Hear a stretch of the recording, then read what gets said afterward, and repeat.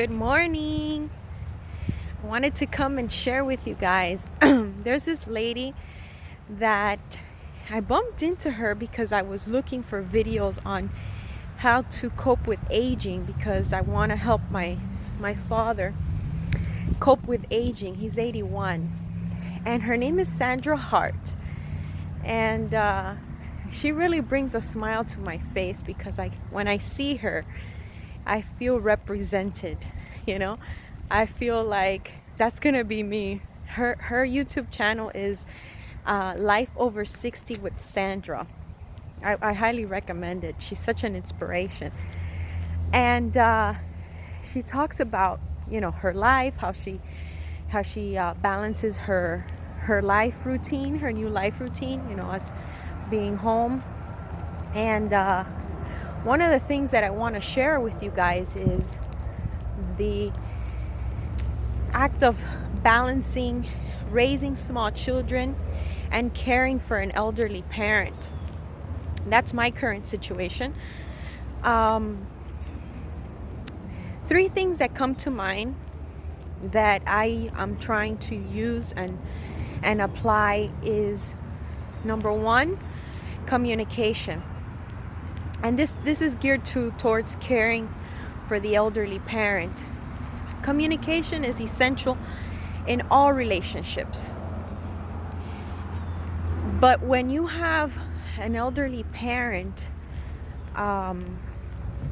communication is a key ingredient to the person's health, vitality, perspective.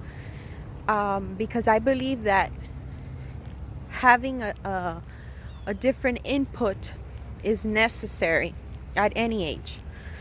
So communication is number one. Number two, compassion.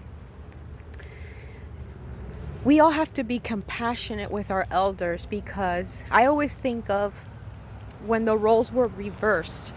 When we were kids, they were compassionate with us because we didn't know how to talk, we didn't know how to walk, we couldn't care for each other.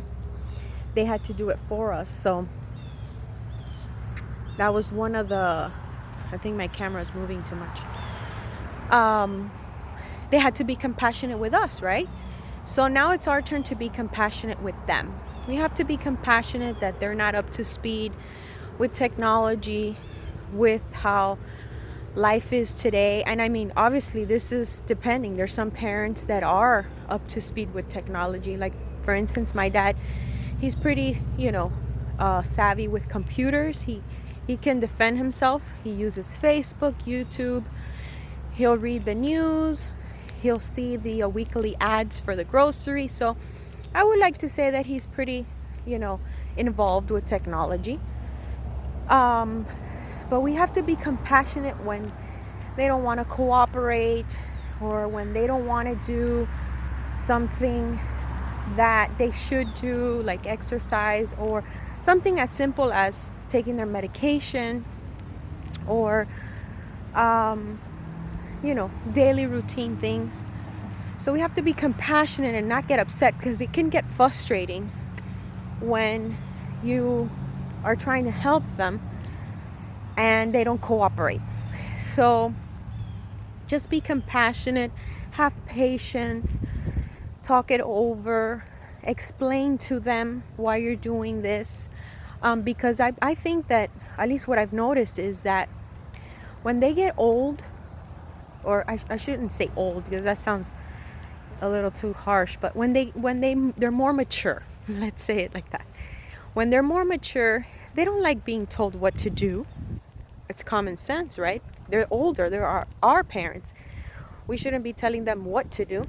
So they can get a little bit defensive. So you could, get a little bit frustrated or lose your patience because they don't want to do the basics. So my suggestion is be compassionate, explain, take it easy. And my third one, which is the toughest for me personally, is boundaries. we need to have boundaries set clear from the moment we realize that we are caring for our elderly parents. And what I mean by boundaries is knowing how far you can go, knowing when you have to surrender control, respecting their boundaries. But the main one for me is not forgetting about your other part of your life, which is your family, raising small children. For those of you who have small children, know what I'm talking about. It takes a lot of energy, time, patience, love, compassion, communication, boundaries.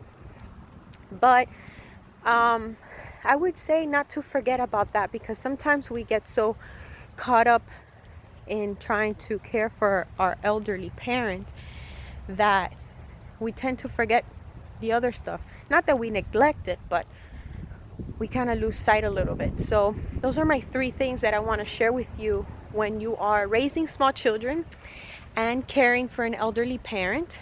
So just to recap, it's communication, compassion, and boundaries. So those are my 3 tips. Hope it helps somebody today. Enjoy this beautiful weather. It's nice and chilly. Beautiful day. How beautiful. Such a beautiful day. It's nice and windy. It's cloudy. I have the park all to myself today. Guess people thought it was going to rain, so they didn't come. Or they came earlier. Anyhow, just wanted to share with you guys. Love chatting with you guys. See you soon. Have a great day.